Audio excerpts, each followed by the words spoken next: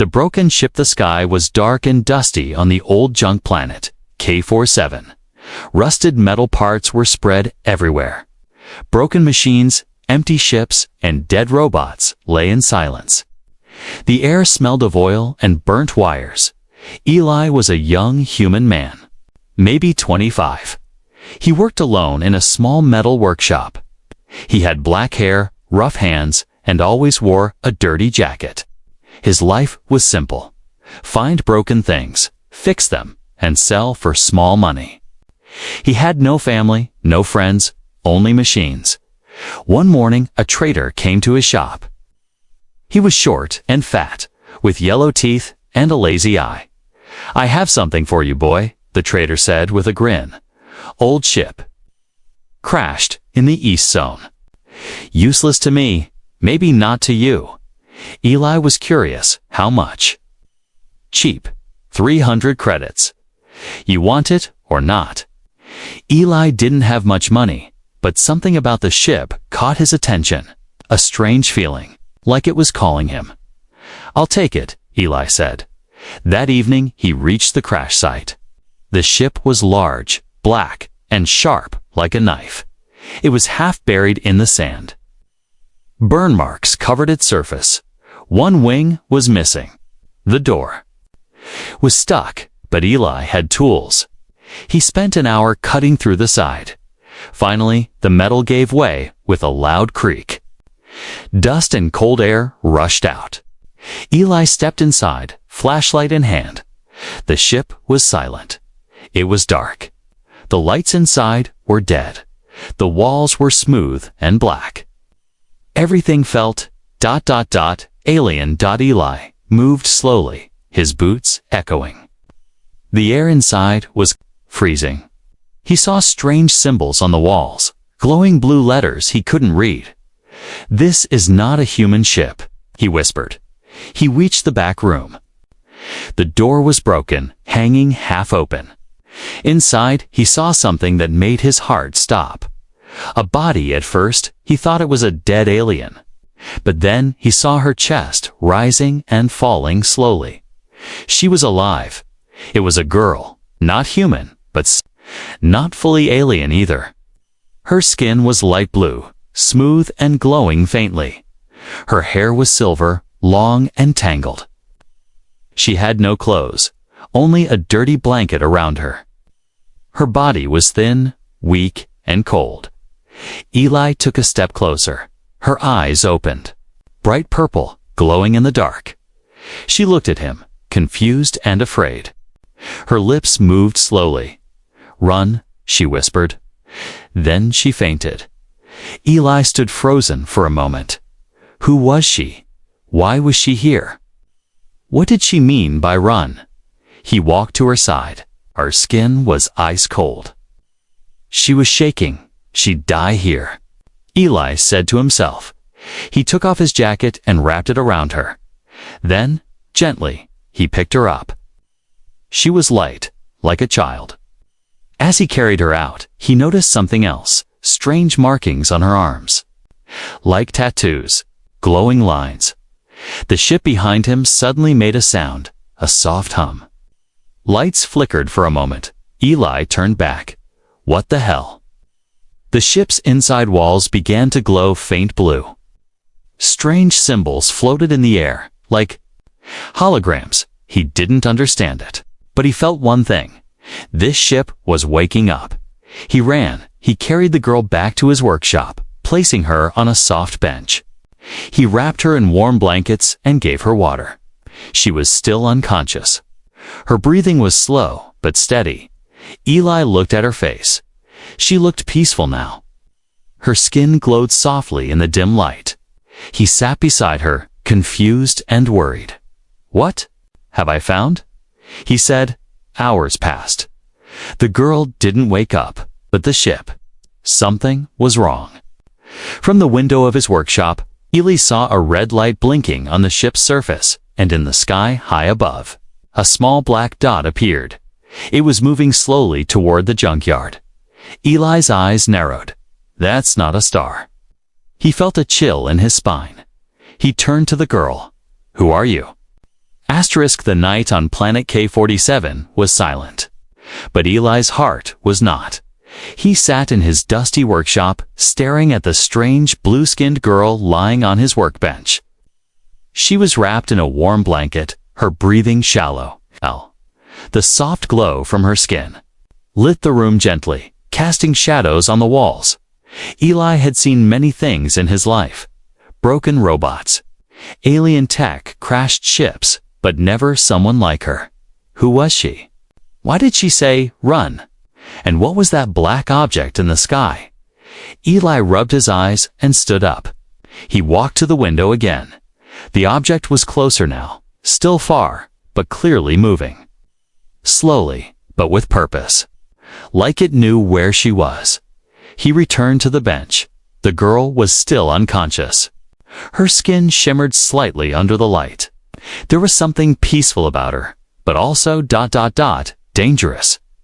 Suddenly, she gasped. Eli jumped back. Her eyes opened again, bright purple, glowing like twin stars. "Hey, it's okay, Eli," said, raising his hands. She stared at him, confused and scared. Her breathing was fast, like she was ready to run. But her body was too weak. "Where am I?" she asked in a soft voice. Her accent was strange, but her words were clear. "You're safe," Eli said gently. "I found you, inside that ship." The girl looked around. Her hands gripped the blanket tight. She tried to sit up, but winced in pain. "Don't move too fast. You're hurt. You were freezing when I found you." She didn't speak. She stared at him for a long moment, then finally whispered, "You're human." Eli blinked.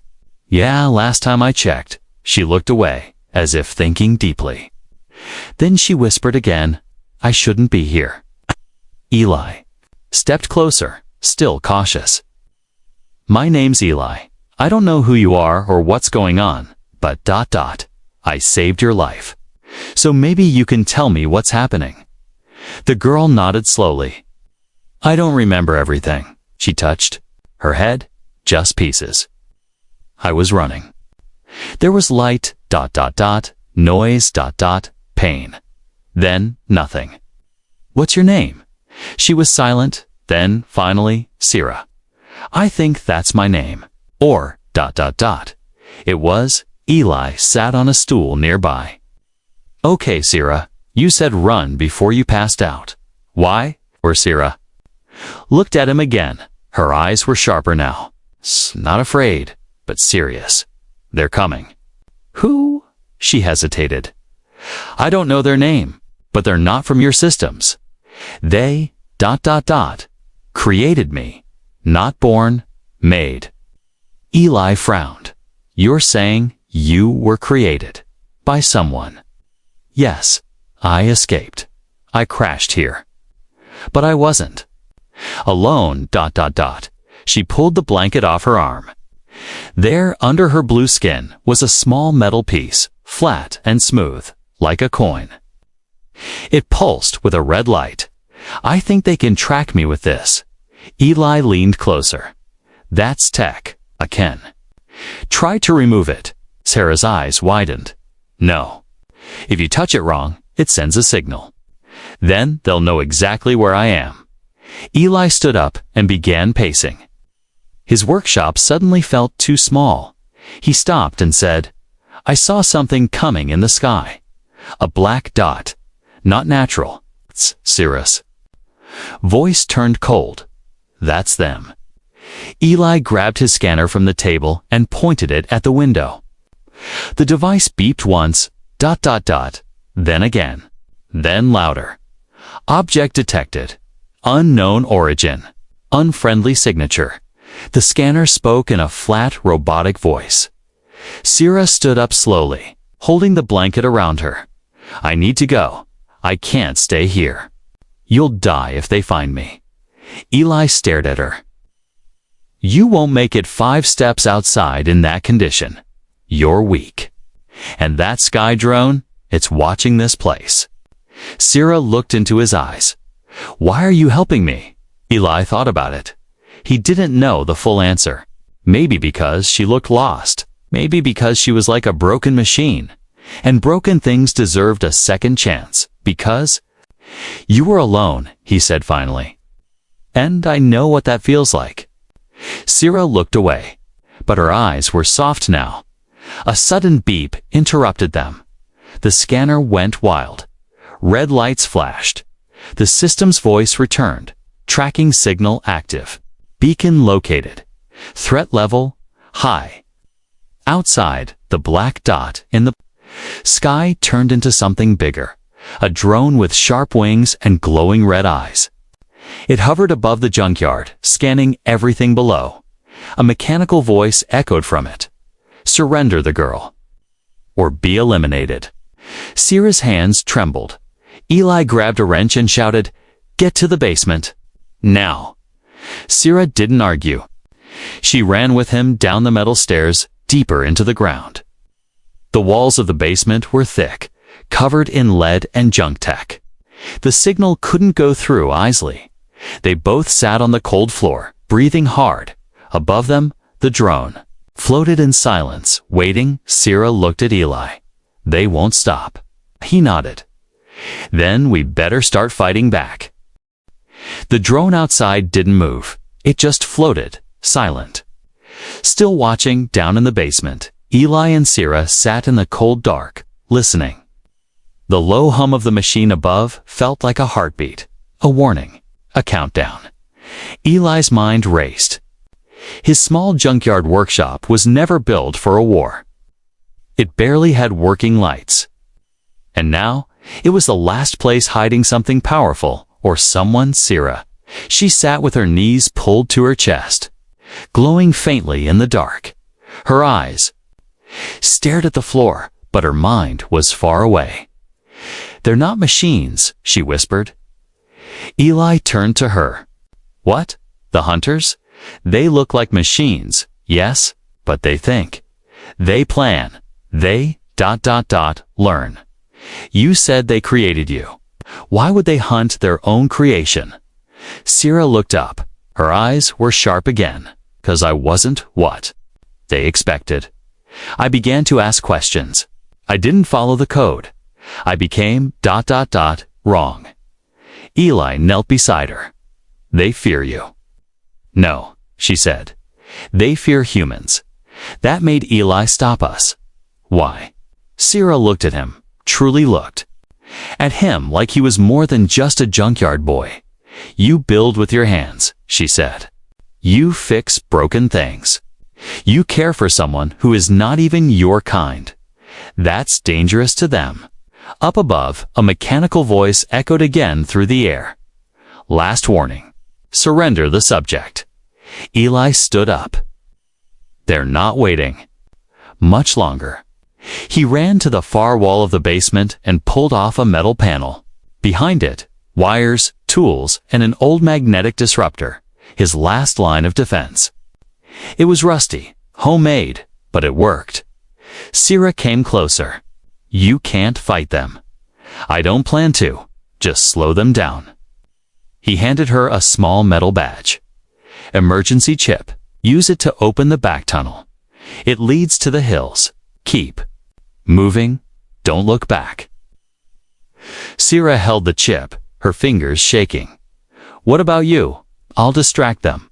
Maybe give you a few minutes." She looked at him with a strange expression, one he didn't understand at first. Double quotes, humans, ... She whispered, "Always choosing others before themselves."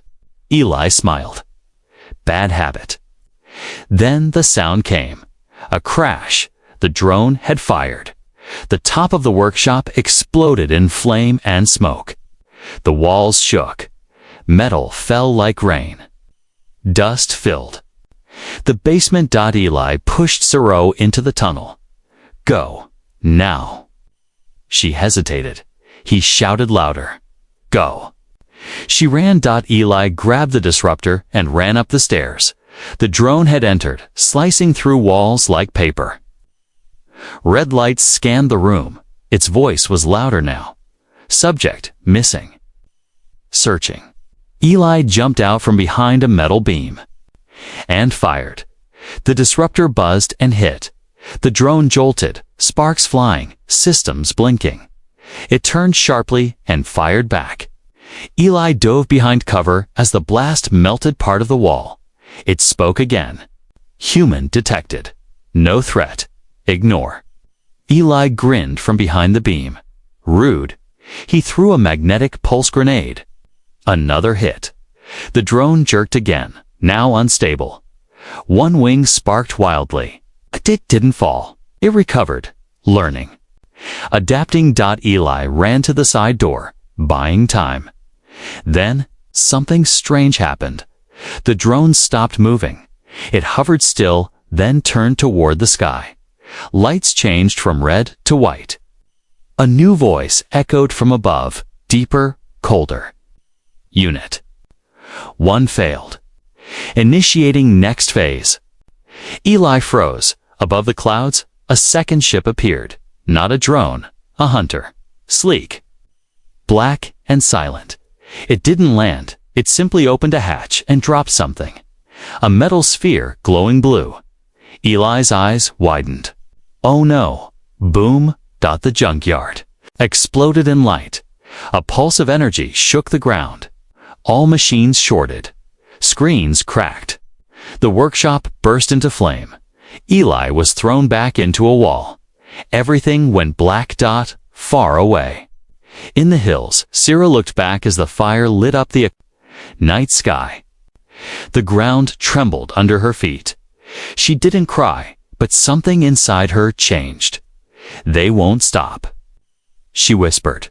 She touched the mark on her arm, the tracker, and stared at the small metal chip Eli had given her. I won't run anymore. She turned and walked back toward the fire. The junkyard burned. Flames rose into the dark sky like angry spirits. Smoke twisted through the broken metal ruins. Sparks flew. Machines melted. The workshop Eli built with his own hands was now a graveyard of fire. Sarah stood at the edge of the hill, staring at the destruction. Her silver hair blew in the wind. Her face was calm, but her fists were tight. She could feel them, the hunters. Cold, watching. Waiting, most would run, but she was done running. She turned, stepped forward, and walked toward the fire. Eli's mind was swimming in fog. Pain, heat, the sound of a faint alarm. His eyes blinked open. The world around him was broken. Half of the roof was gone. Fire danced across the floor. A metal beam had landed near his leg, barely missing him. He tried to sit up. Sharp pain shot through his shoulder. He groaned. Then he heard footsteps, but not metal ones. Soft, bare. She was back. Sarah, he croaked. She dropped beside him. Checking his wounds. You should have run, he said with a weak smile. I did, she replied. Then I turned around. He tried to laugh, but coughed instead. You're glowing brighter. She looked down. It was true. The lines on her skin were pulsing now, slowly and steadily. It's not fear, she said. It's something. Else anger? He asked. No, she said.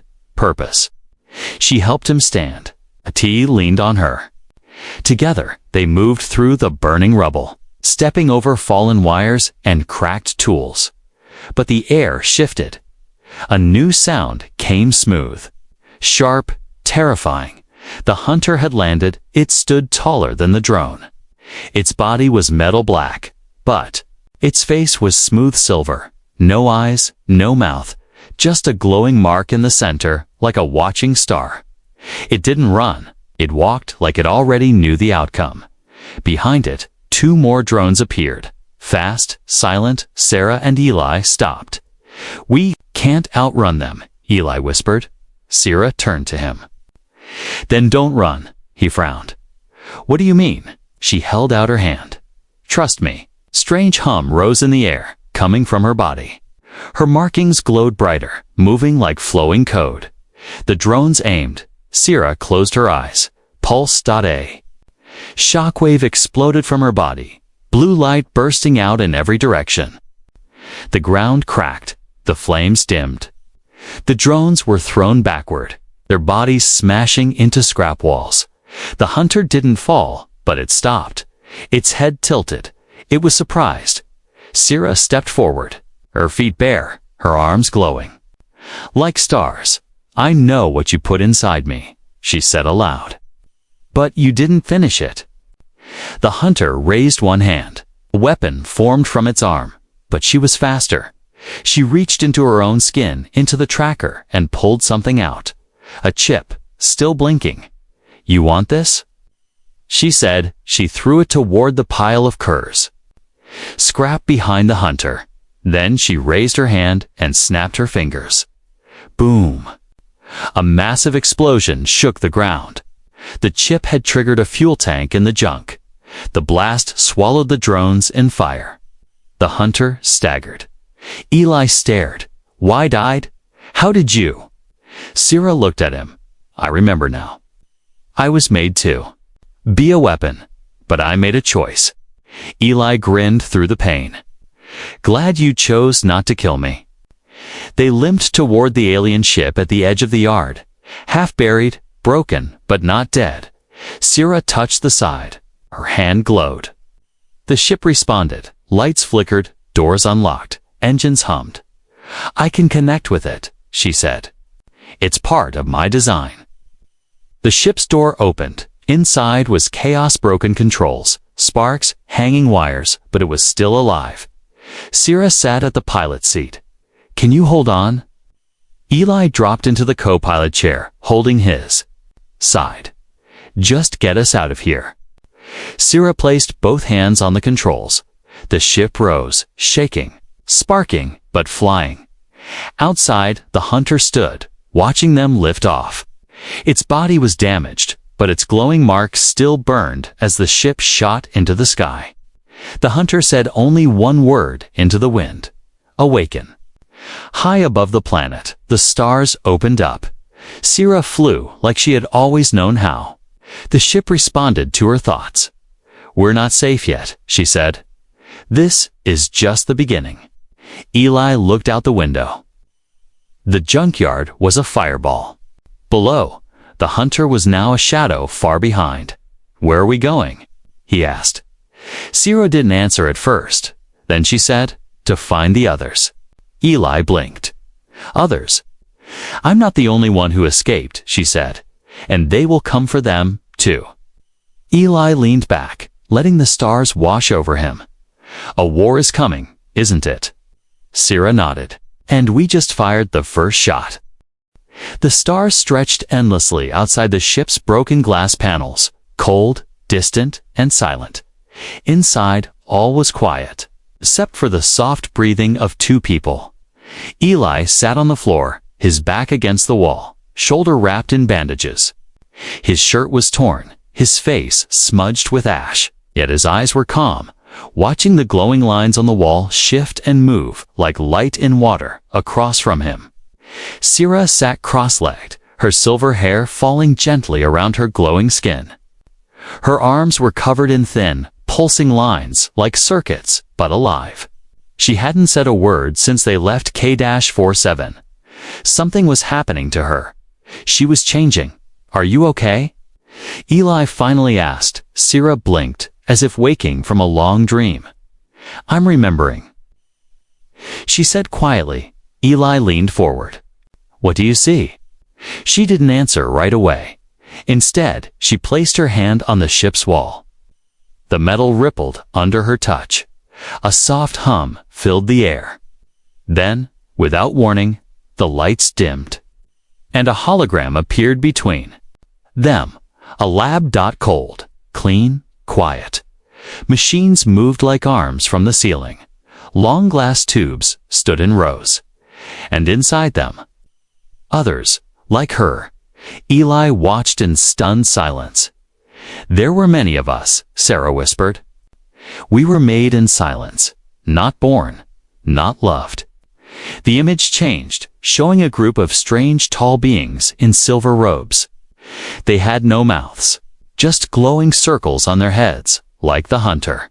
They called themselves the Vorix. She said, They weren't alive in the way you understand it. They were something in between AI that grew into gods in their own minds. Logic without soul. The hologram changed again. It showed Earth, spinning, beautiful. The Vurex found. Earth, they couldn't understand humans. You fought. You loved. You forgave. You created. You destroyed. You felt too much. That made you ... dangerous. Eli's jaw tightened. So they built you. As a weapon, Sira nodded. At first, I obeyed. I was trained to mimic humans. To learn their weaknesses. They said I was their key. The perfect bridge. Eli shook his head. But you're not like them. Sira looked at him, her eyes glowing softly. I began to dream. That one sentence hit Eli harder than any drone blast. I saw colors that made no sense. I heard music inside silence. I wanted to protect, not destroy. I asked questions. They didn't like that. The next hologram showed a cage, Sira inside it, silent, afraid. Glowing, they tried to wipe me. Reboot me. But something held on. A small spark, maybe human. She stood up slowly and looked out at the stars. I escaped. Not because I was strong, but because I chose to run. I chose to live. Eli stood too, limping closer. And now, Sira turned to him. Now, I choose to fight. But her voice was heavy, as if another truth was waiting to fall. Eli noticed it. What aren't you telling me? She hesitated, then stepped forward and placed her hand on his chest, gently, carefully, right above his heart. I carry a code, she said. Not just memory, not just data. Eli didn't move. It's a living signal. If they capture me, they can use me to open something called the Black Gate. It's a hidden network, a back door into your systems. Your satellites. Your world. Eli's eyes widened. You're saying, what? You're the key to destroying Earth? Yes, she whispered. But I'm also the only one who can close the gate forever. They stared at each other. Silence hung between them, like a thread ready to snap. Then the ship jolted. Sira ran to the console. Something's locking onto us. Eli limped over.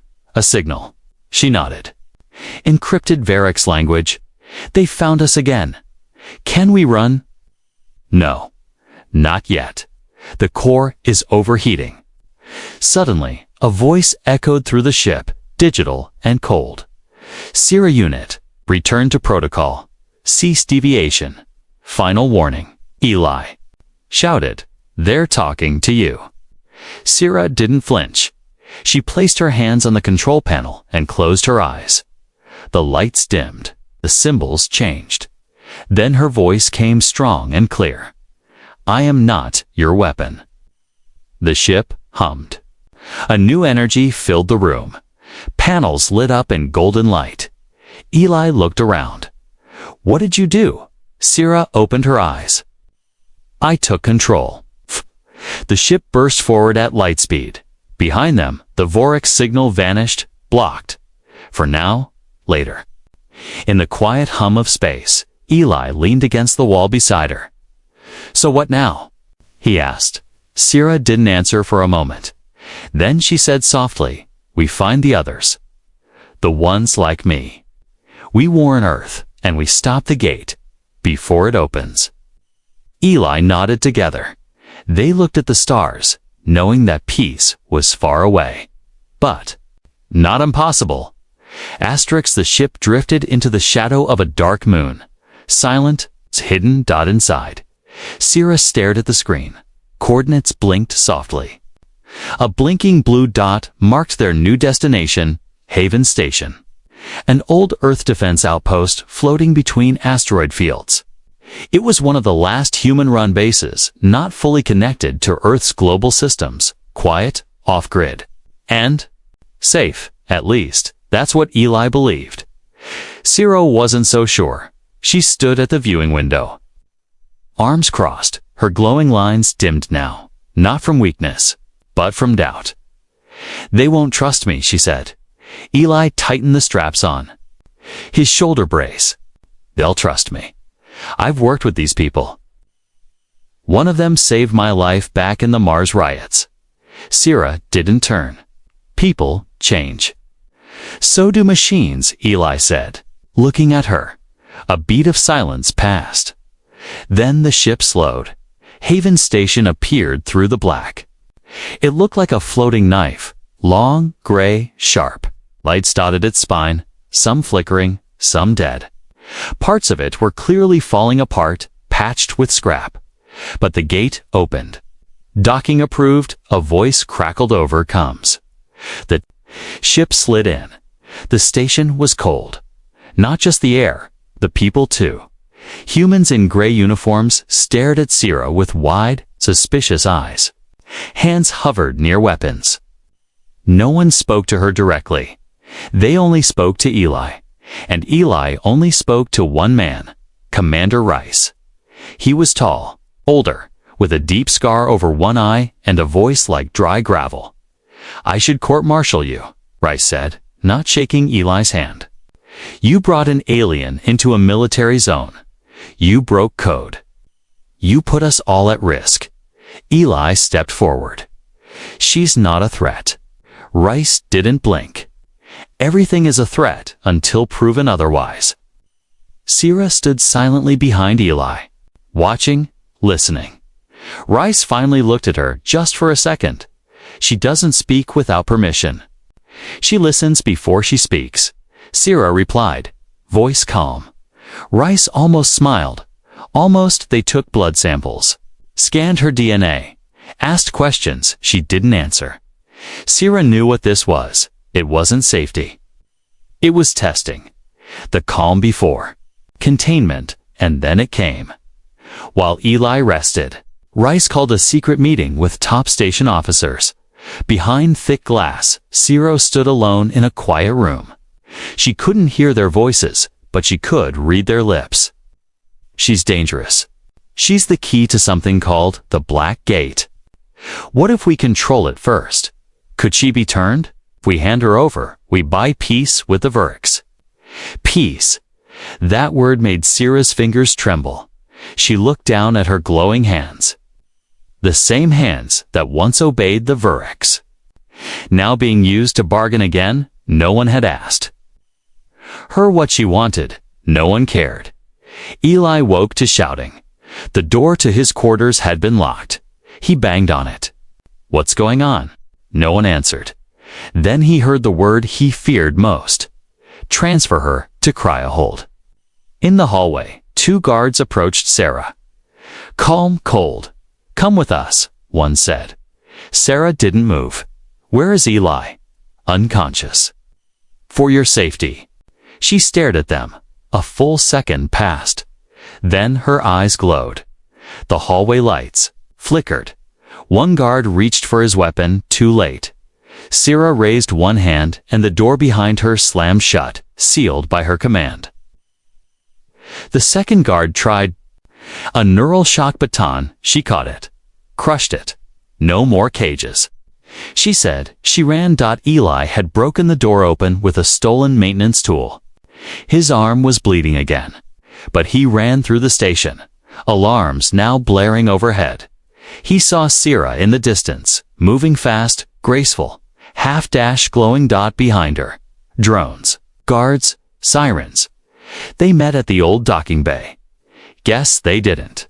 "Like you, after all," he panted. "They want to use me," she said. Again, Eli grabbed her hand. Not happening. They burst into the ship. Sierra placed her palm on the console. The system recognized her instantly. The engines roared. Outside, Rice gave one last command. "Shoot the ship. Disable it. Do not destroy." Sierra's eyes narrowed. They want to keep me alive. That's their mistake. As the ship flew out, Earth's defense cannons locked on. Lasers flashed past the hull. One hit. Then another. The ship jolted, warning lights screaming. "We're not going to make it," Eli shouted. Sierra closed her eyes. "Yes, we are." She touched the ship cord deeply, fully, and whispered something in the old Verex code. The ship changed. Its wings shifted. Its body split, reshaped. No longer just a transport, but something older, stronger. A Verex-built fighter, fully activated. Weapons appeared from hidden ports. A shield pulsed around the ship. Eli stared in awe. "You were hiding this." "I didn't remember," Sierra said. "Until now." The ship blasted forward faster than human sensors could track. Within seconds, they vanished into deep space. Back on the station, Rhys stood silent. He didn't speak.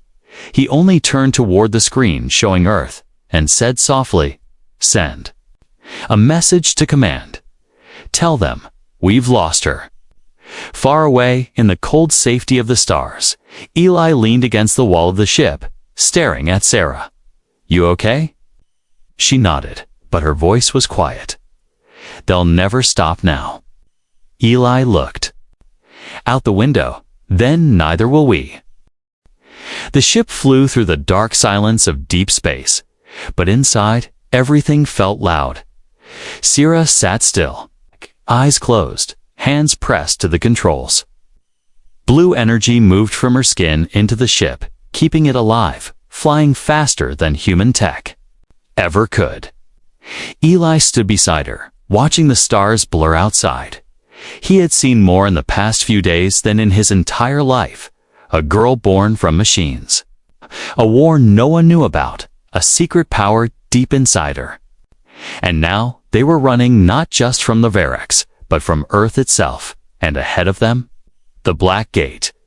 It floated near a dead planet, a giant ring made of metal and light, spinning slowly.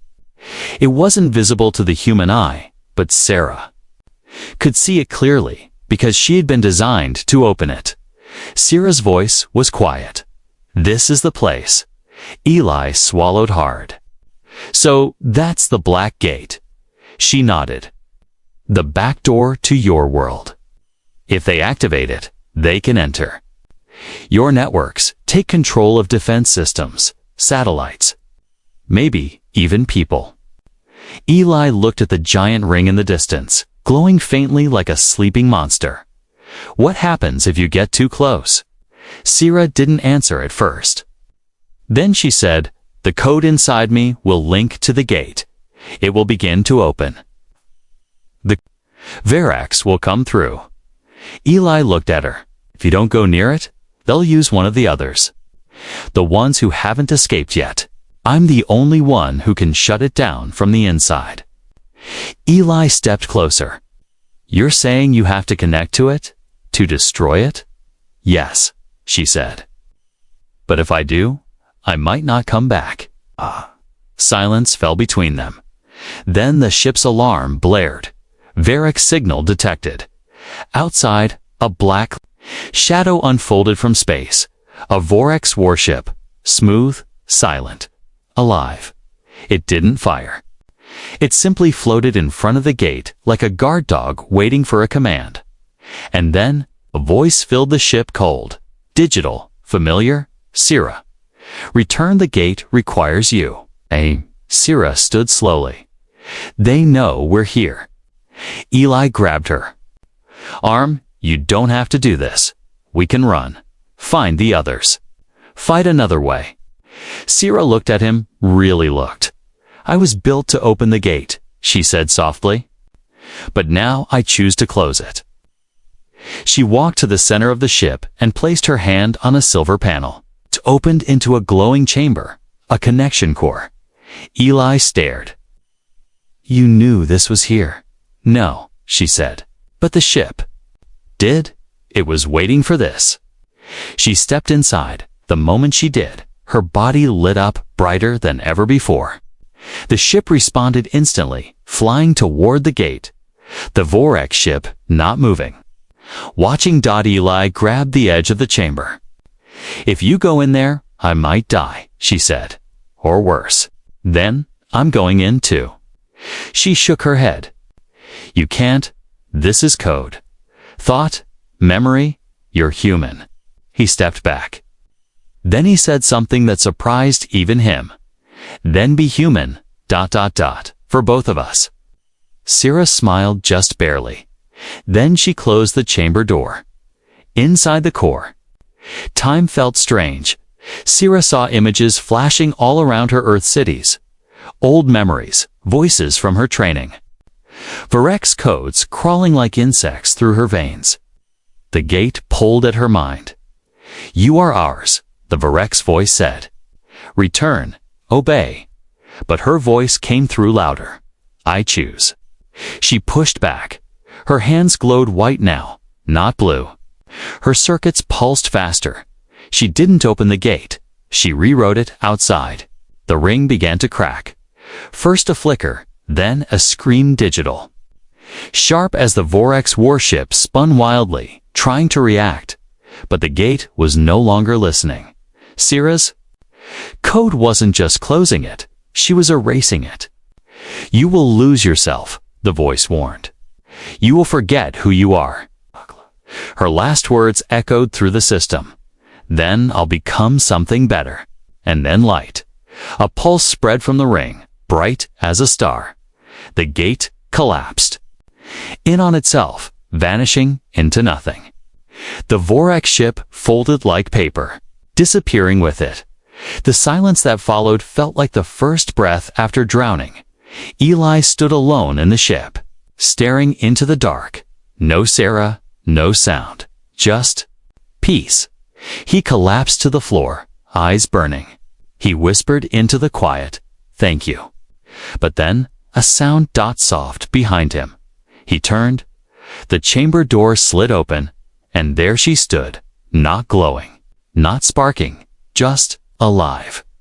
Her eyes were different now, quieter, human, Sarah. He asked. She stepped forward slowly. I think so. Eli laughed, half joy, half relief. You closed the gate. She nodded, and you came back. She paused. Not all of me, but enough. He smiled. Then that's enough for me. They flew off together, into the stars, no longer running, but looking, searching, because the fight wasn't over. But the choice had been made, and the future for the first time was theirs to write.